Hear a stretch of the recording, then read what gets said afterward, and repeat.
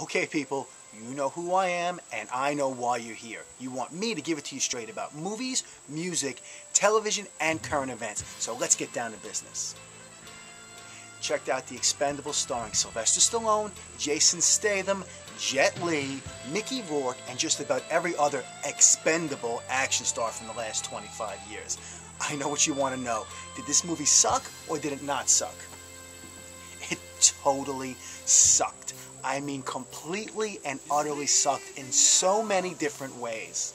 Here, let me name a few. First of all, the acting. Sly Stallone, God bless his 60-year-old bones, was never really vocally legible in either of his two hit franchises, was he? Let's be honest here, people. In Rocky, he didn't exactly wow us with his dialogue. Yo, Adrian, this is Cuff and this is Link. And I'm quite sure Rambo had the audio technicians scrambling to decipher 90% of his mumbling that was going on over there. So to ask him to carry this horribly written script was just a giant cluster F from the start. Which left it to Mr. Jason Statham to carry the torch. Now, if you're not familiar with this guy, think British Bruce Willis light. Very light. Which just left this movie in chaos. Actually, good old Bruce was in this piece of garbage for a bit, as well as Arnold. Yes, that Arnold. The only beam of light in this mess was the acting of Mr. Eric Roberts. That's right, I actually said that. He was like the Laurence Olivier in this movie.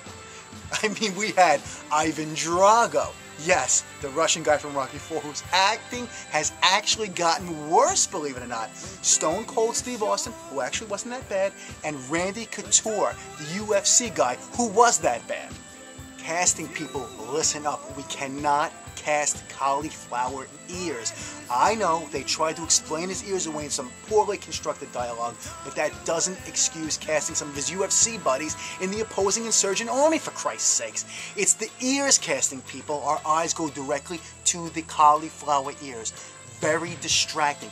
And as you can tell, I'm a huge UFC fan. Dana White is my boy. He's a self-made guy just like me. So it's nothing personal. You just can't be casting the cauliflower ears. It's way too distracting. And besides, Randy, I'm sure Dana would like you to do what you do best, and that's training and fighting. Let's give up on the acting thing, okay, kiddo? Alright, so I covered the acting. Now I'm going to cover the love interest. Sly, my brother. You're 60 years old if you're a day, and this Latin chick was 25. Her evil generalissimo father was even 15 years younger than you. You see, this is where dudes like Stallone, who co-wrote and directed this slop, get away with wielding way too much power with the studios, people. They should have poo-pooed this from the start. They built up all this sexual tension throughout the movie between these two, and it got so bad that at the end, he had to kiss her on the cheek. Can you imagine Sly ramming his tongue down some 25-year-old's throat?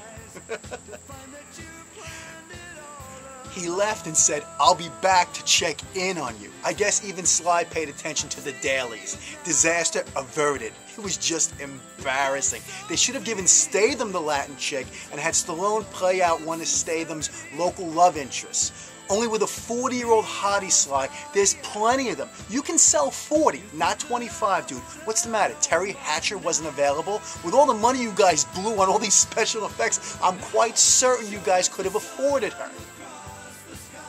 But honestly, people, not even spending millions and millions of dollars blowing everything up in God's creation and all of that glorious, gratuitous violence, I mean slashing and killing and blowing people into pieces, could possibly save this stinker, people. It was awful. The only problem is, I need to see where to rate it. Okay, you know what? I'll rate it on a Sly scale.